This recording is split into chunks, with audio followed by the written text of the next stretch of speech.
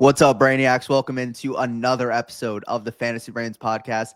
And I'm really excited to bring you this episode today. I know all of you are in the midst of drafting your fantasy football teams for this upcoming season. We got a couple days till the season starts, and I'm going to be showing you today how to draft the perfect team from the number 2 spot in the draft order. Now, you can go a lot of different ways with drafts this year. There's really good strategies for the end picks, for the middle picks. But personally, I really like drafting from the start, especially in these league formats. So this is going to be a 12-man PPR format. We're going to be starting 1 quarterback, 2 running backs, 2 receivers, a tight end, 2 regular flex, and then we got a couple bench spots as well. So we're going to be going through this full mock draft. Now, obviously, it is just going to be me and a bunch of CPUs, but we're going to kind of be analyzing the different tiers that you might have. And even if, you don't end up taking the same players that I take, or the draft doesn't go the same way as this draft goes, you kind of start to learn where the value sits and where you really want to strategize in drafting positions like quarterback and tight end. So let's get right into this one. We're going to be starting the draft here.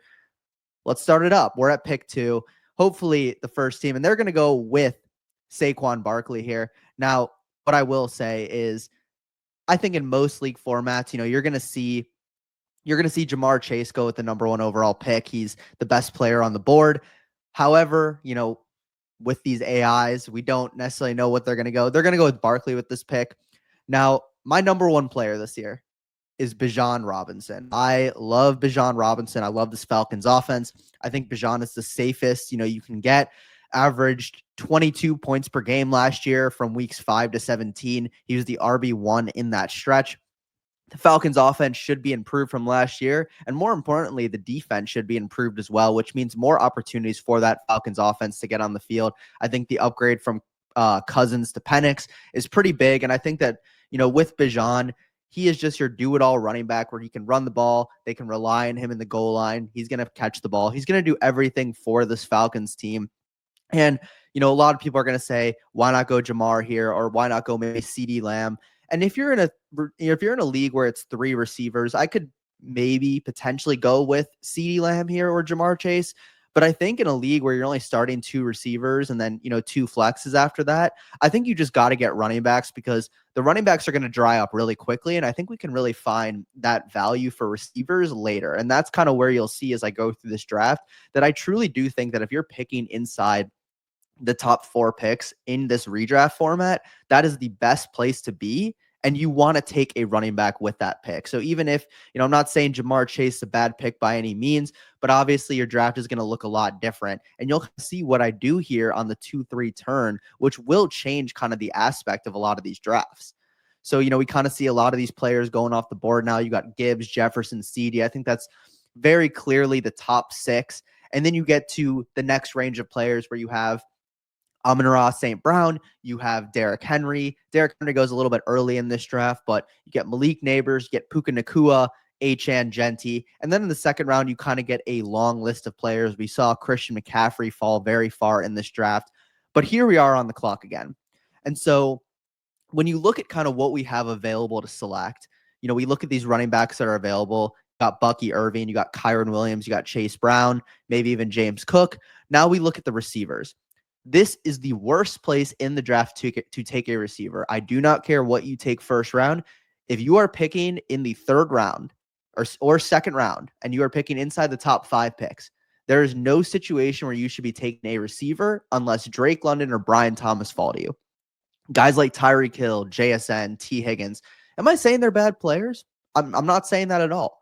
But what you have to realize is that the value at these receivers that we're going to see in rounds 5, 6, 7, and 8 are going to absolutely triumph these guys compared to the running backs that we're going to see in that range. So right here, I think first we're going to go maybe with a running back, but I think we also have to consider the quarterback and the tight end here. So when I look at the running backs available, I really like Bucky Irving. I really like Kyron Williams. I also really like Chase Brown. And I'm fine with getting any of those guys as my RB2. I lock in my top 2 running backs for the foreseeable future, and I don't have to worry about either of those 2 slots. I do like going quarterback or tight end here. Now, it is a 12-man league, so I think tight end is going to be a little bit of a better position to go. And so I'm going to select Trey McBride here. And Trey McBride, I think, is a really good player. Last year, over 100 receptions and only had one touchdown in the season. So we should see a lot of positive regression for Trey McBride in that behalf. He's going to be the main target on this offense. I'm not really a big fan of Marvin Harrison. I'm a lot bigger of a fan of Trey McBride. So I think that with McBride here, the difference with Brock Bowers and Trey McBride and George Kittle compared to every other tight end, in my eyes, is just so deep and it's so different. So I think that you really have to go in these, the second or third round here. I think you really have to prioritize getting an elite quarterback or elite tight end. And I think with this team specifically, I'd rather go with the elite tight end. And so we're going to select Trey McBride here. Not going to have to worry about the tight end position all season. And in PPR especially, he should be an absolute monster. And so then we see Lamar Jackson and Bucky Irving off the board. I think those are both very prototypical picks. We saw Josh Allen go at the early second round, and I do think that is going to be a little rare. I don't think you're going to see Allen go that high, but I do think it's realistic to see him go around this range. And with Josh Allen and Lamar Jackson, those are by far the two best quarterbacks in fantasy football when you talk about skill, when you talk about team value, when you talk about the passing plus the rushing upside. So I think that if you're getting one of those two quarterbacks, that's great. Personally, if I miss on one of those two guys, I'm okay waiting until the quarterback 10 to 15 range to really get my guy. So like I said, we got our tight end now. We're not going to go with any of these receivers. I like T. Higgins. I think that's a good pick. I think he's going to have a good season. But I think, again, when you look at these running backs with Kyren Williams, Chase Brown, and James Cook, and then you look a couple slots down, we get to the David Montgomery, James Conner, Chuba Hubbard. I just don't love those guys as much. Whereas at the receiver range in that next tier, we see guys like Terry McLaurin, Devontae, DJ Moore, Cortland Sutton that I'm a lot more confident in when it comes to my starting lineup. So we're going to go here with one of my favorite players on the board. And I truly don't think that he is going to be falling this far in most of your drafts. I think that Kyren Williams or James Cook is a great pick in this range as well. But Chase Brown could be an absolute league winner this year. He was a terrific running back, a top 3 running back the second half of the season once Zach Moss got injured last year. And Zach Moss got released. The Bengals didn't really add anybody in the draft other than a day 3 pick with Taj Brooks. And this offense is projected to be just as good as last year. So with the touchdown upside, the receiving value that Chase Brown has, and just how good this Bengals offense is going to be, I think when we're talking about a pairing of Bijan and Chase Brown here, we could have 2 potential top 5 running backs on this team while also having the tight end 1. And I think that's the exact start that you're looking for at the start of this draft. So we're going to go ahead here and we're going to select Chase Brown with our third pick. And then we're going to start to see a lot of these receivers go. You start to see Tyreek, JSN. Now we see Kyren, James Cook, Breece Hall.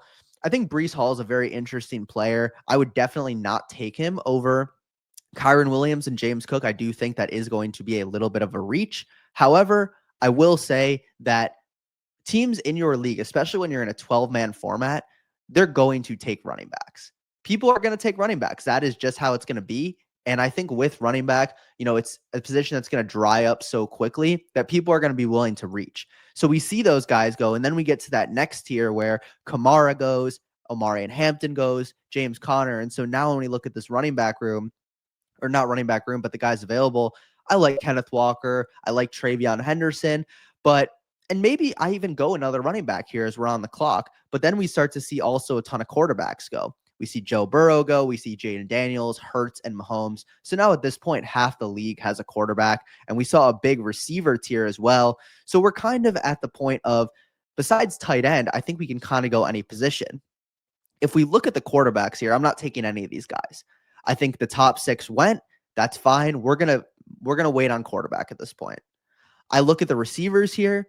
I do really like Cortland Sutton. I think Cortland Sutton's a very good player. I think DJ Moore is a solid option, although I think there's a lot of mouths to feed in Chicago. I like a lot of these options down here. I like George Pickens a lot. I like Jameson Williams.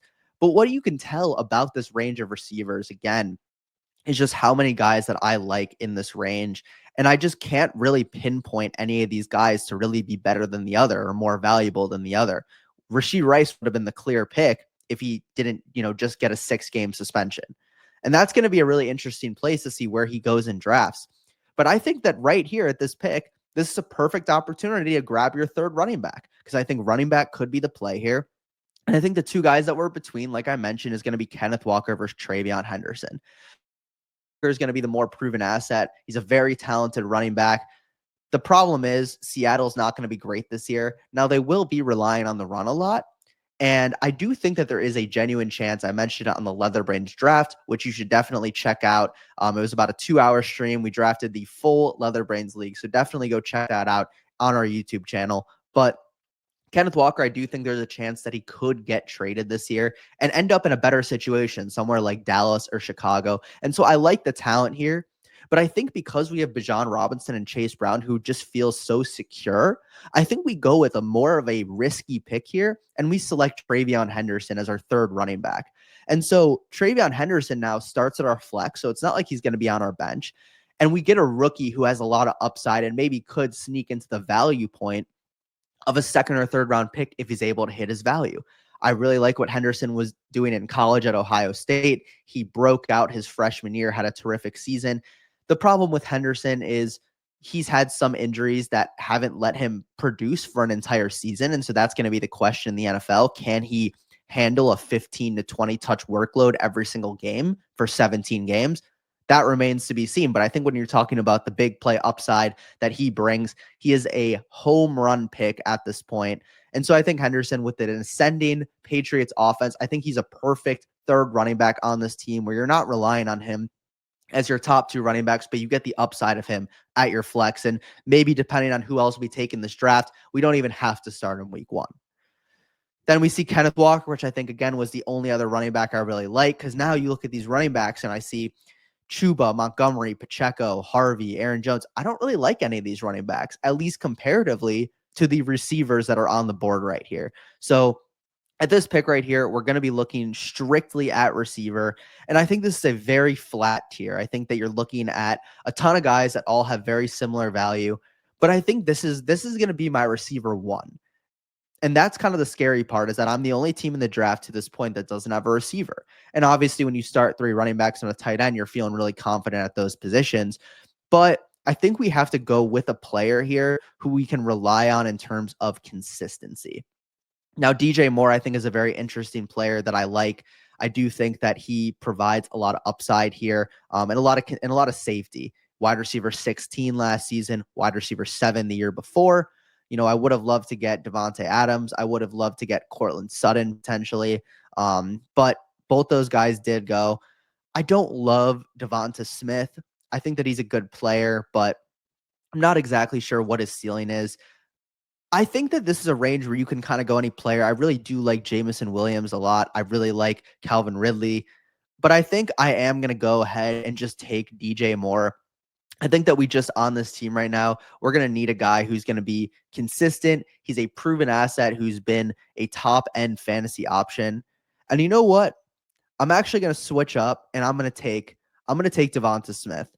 And the reason that I'm going to take Devonta Smith here is, I know I just kind of went on this rant about how Smith is, kind of not less consistent, but a smaller, lower upside pick. But I think that he's the perfect option for this team. The talent for Devonta Smith is off the charts. He's going to be the receiver 2 on this Eagles offense. And the regression that he's going to have can't go anywhere but positive. I mean, the Eagles ran the ball a ridiculous amount. Saquon had a ridiculous amount of touchdowns. Hurts had a ridiculous amount of rushing touchdowns. And Smith still had an okay season. Now, are we hoping for more than what he did last year? Of course. But I think that we're going for a talented player in a good offense where if the passing volume hits an uptick, which it should just based off, looking at historical data, I think this is a really good pick for a receiver 1 here. And then when we look at the receivers that go off the board, you see Rashee Rice go, you see Moore, Worthy, Pickens, McMillan, Hunter, Flowers, Ridley Williams, all guys that I would have been really interested in. But I think, again, now we look at the running back room, and you have teams that are taking Aaron Jones, DeAndre Swift, RJ Harvey, David Montgomery in rounds 5 and 6, where you're getting high-end wide receiver 2s or low-end wide receiver 1s on good offense in the NFL with guys like J-Mo and Ridley and Travis Hunter here. So I think if you can see here, the value of receiver in rounds 5, 6, 7 is going to be your best friend in this situation. So no regrets on the Smith pick. I think if you're in your situation, if you have a guy, if this is your only draft that you're doing for the year, go out and grab your guy. If this was my personal team and my only team that I had, everything at stake for, I would have probably gone with Calvin Ridley there just because I know when you're at the front of the draft and you're not going to be picking for a long time, you just kind of have to take your guy. And at that point, I don't think anything's a reach. Now, maybe we could have gone Cortland Sutton and grabbed Henderson on the way back, and that would have been a better option. But we wanted to get Henderson and make sure we secured that running back. So now we're on the clock. Obviously, receiver is what we need. We saw a lot of guys that we wanted go off the board here. And I think, again, we're going to be looking for consistency. This is a guy that has gone a little bit down the rank or a little bit up the rankings, but I think he's still a little bit too low. Been crazy high on him all off season, and that is going to be Emeka Egbuka here. So when we look at Emeka Egbuka, he is a terrific prospect, great 4 years at Ohio State. He was a national champion. The biggest thing for me about Emeka Egbuka is that he is a great leader. He's a great character guy, high IQ player, and he steps into this Bucs offense after getting drafted into the first round, which also is after they signed Chris Godwin to a 3-year extension. And they still drafted Egbuka because of how impressed they were. And all reports out of camp have been that he has looked terrific. Jalen McMillan going to be out for 9 to 10 weeks. Chris Godwin going to miss the first 5 to 6 weeks of the season. And in this pass-heavy Bucs offense, you're looking at the receiver 2 in this offense who's going to be playing in the slot. And the only other guy is, an aging Mike Evans, who I'm not saying by any means is not a good player, but I think we are very happy with the upside with Emeka Egbuka here. And again, that is going to be a little bit of a reach in this range, but I think that he is better than all these guys in this range here with Judy and Olave and Rome Odunze, Deebo Samuel. I really like the upside there. And so I think with this next pick, I think Jerry Jeudy is not a bad selection here. I think that, he's going to be the receiver 1 in Cleveland. The situation similar to what I was just talking about with some other players like Alvin Kamara in the Leather Range draft. I don't think the situation can get worse from what it was last season.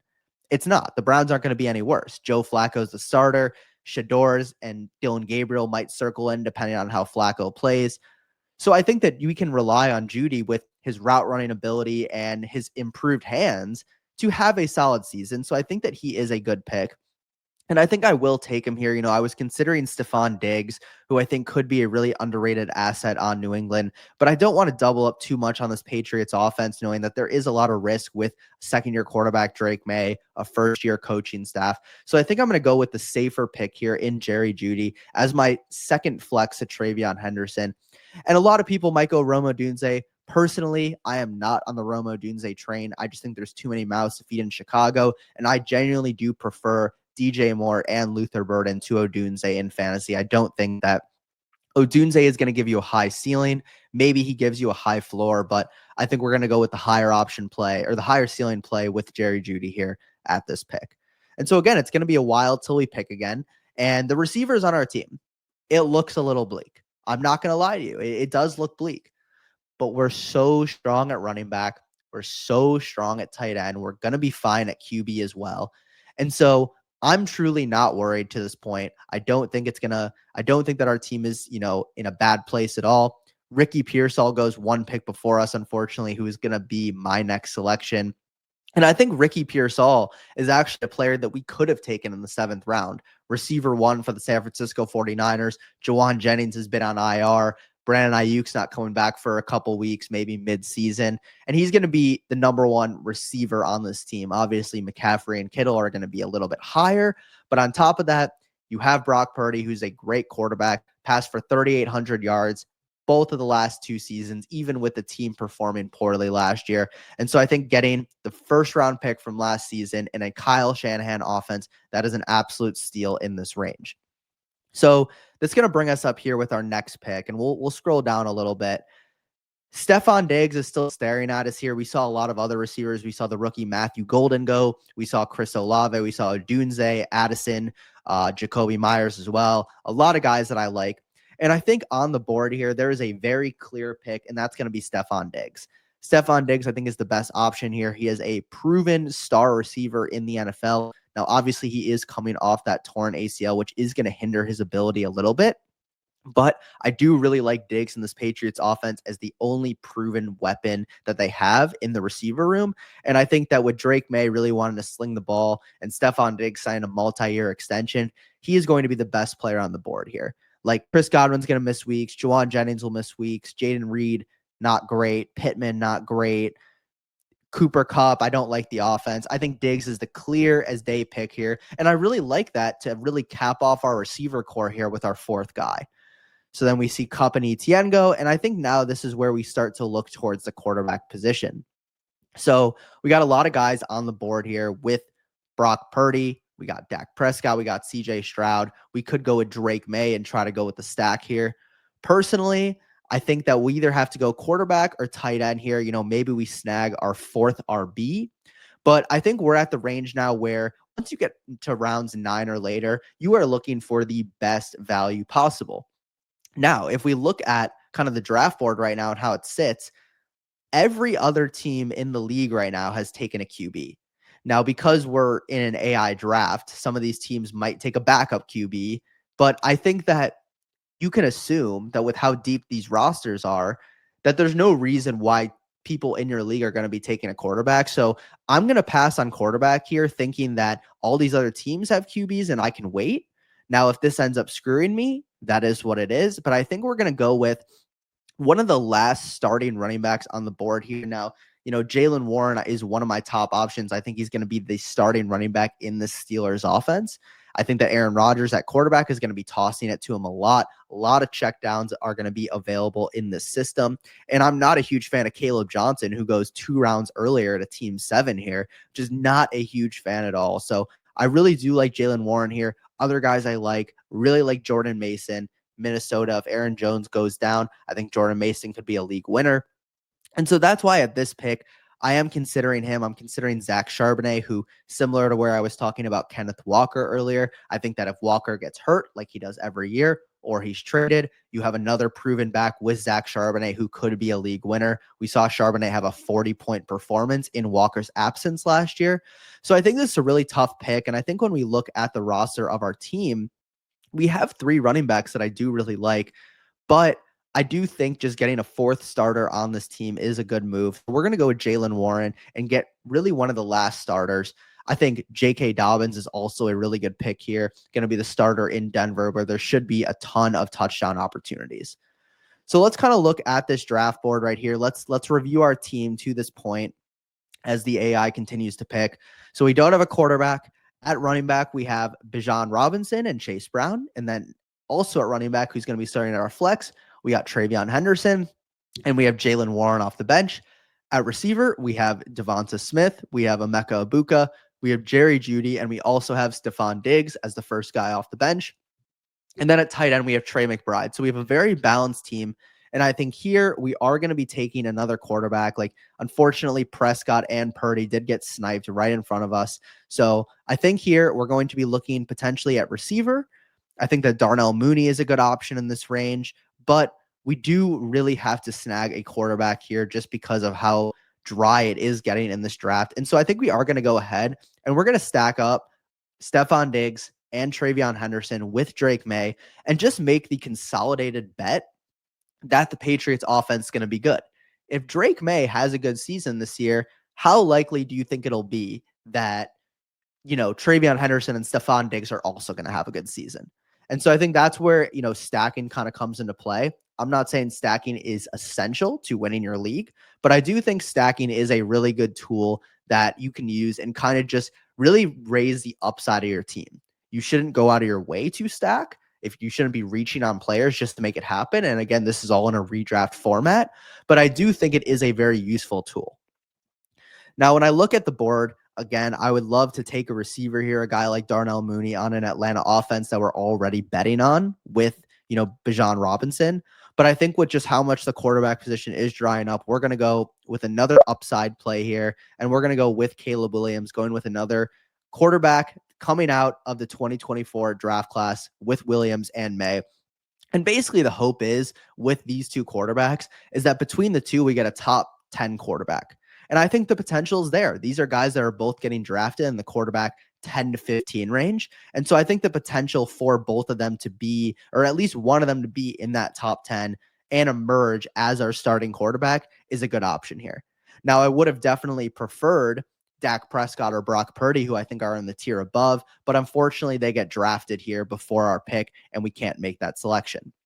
Now we see a bunch of other guys go off the board here. Austin Eckler is a guy I really do like. I think that, Washington doesn't have a for sure starter. We've seen a lot of talk about Bill Krosky merit, but all I see is that Austin Eckler is a proven back that is a good receiver, and it's going to be a good offense. So I think this late in the draft at round 11, I think that is a terrific pick there.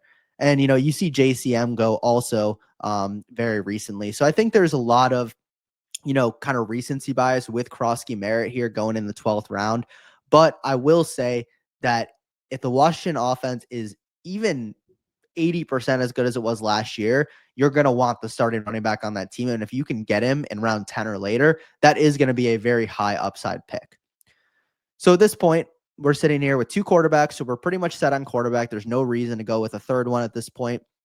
We got 4 running backs and 4 receivers.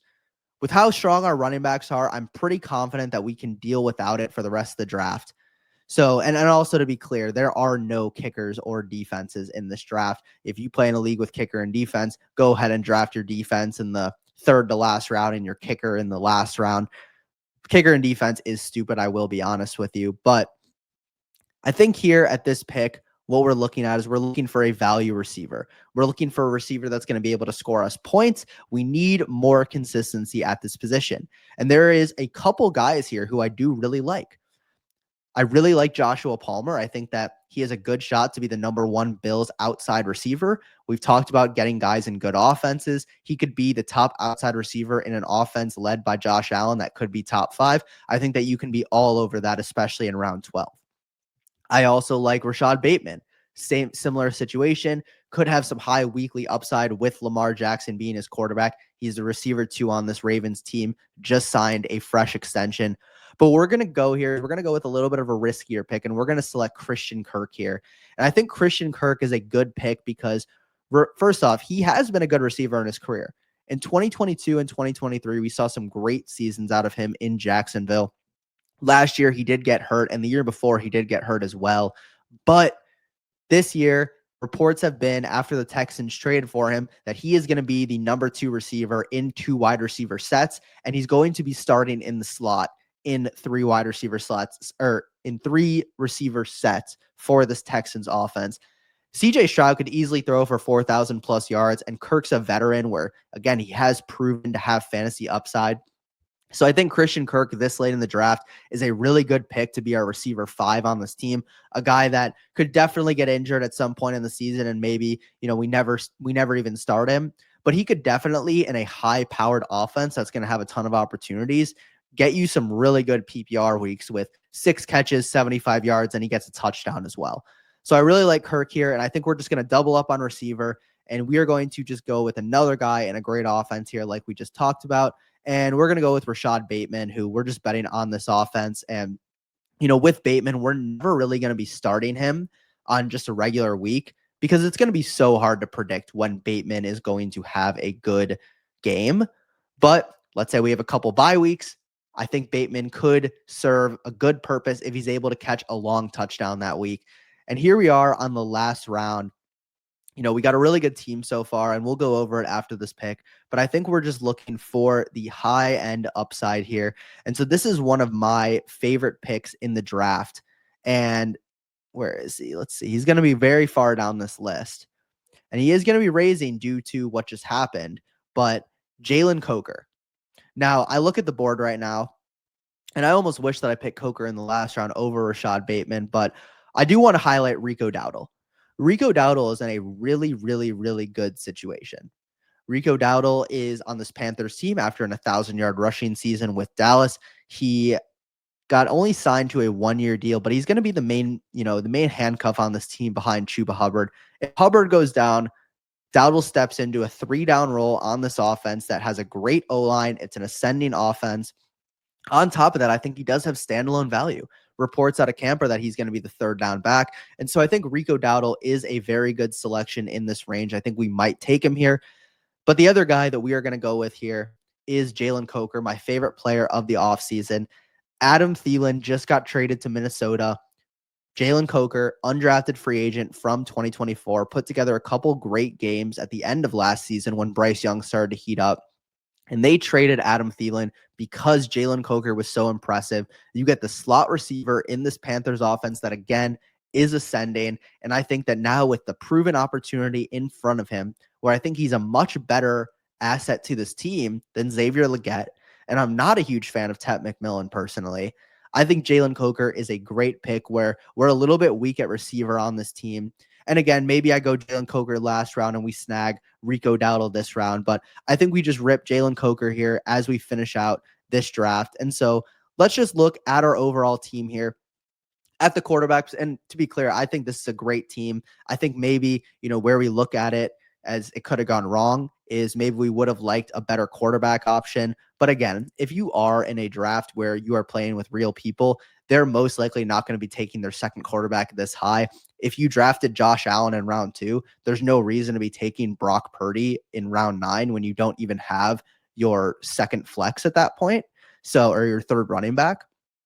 So you look at team 10 here and they have Brian Robinson and Tyrone Tracy as their starters. So obviously that's hopefully not going to happen in your league. But I think the biggest thing about this draft, we have Caleb Williams and Drake May at quarterback, 2 second-year quarterbacks in ascending offenses, new head coaches, and the hope is that one of them can be top 10, which I think is very possible. Running back, we're extremely strong. We got 4 starters. We have Bijan Robinson, hopefully the number 1 running back on the season.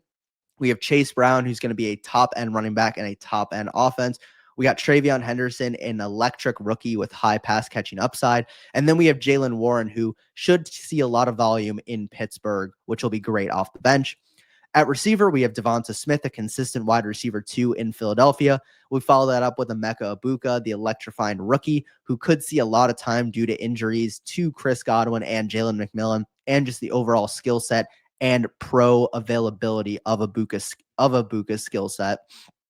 We follow that up with Jerry Jeudy and Stephon Diggs. 2, I would say, Diggs is more of a little bit of a veteran, but 2 veterans that are coming off good seasons until they got hurt, at least with Stephon Diggs last year. We've seen what he's been able to do every single year when he's healthy. And so I think him being the number 1 option and pairing him up with Drake May is really making that consolidated bet that the Patriots offense is going to be good this year. And so if May is good, Diggs is likely going to have good games too. And that raises your weekly upside. Of course, that lowers your floor, but it does raise that upside. On top of that, we finish it off with our only tight end in Trey McBride, the elite guy in Arizona. He is going to have a monster season, could be another candidate for an 100-catch season as Kyler Murray's top option. If I were to grade this team, I'd grade it at about an A-, B+. I think that there's ways that you could do better in the draft. Maybe we could have ended up with Cortland Sutton, who I think is definitely a little bit better than Devonta Smith in the 4th, and maybe gotten Henderson or Walker, whoever falls in the 5th. But I do think this is a great blueprint. Get your tight end 1, wait on quarterback, get your running backs early, and you can get your receiver values in the middle round. So hopefully you all enjoyed this episode covering the perfect draft strategy from pick 2.